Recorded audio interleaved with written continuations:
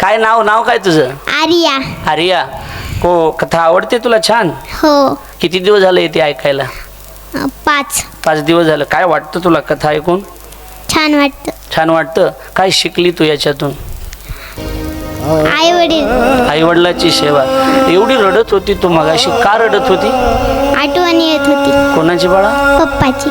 पप्पाची. पप्पा नाहीत. किती दिवस झाले? आठवत नाही.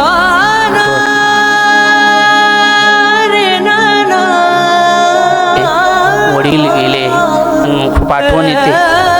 शाळेमध्ये सुद्धा विचारतात कुणी, पप्पा कुठे गेले, आठवण येते.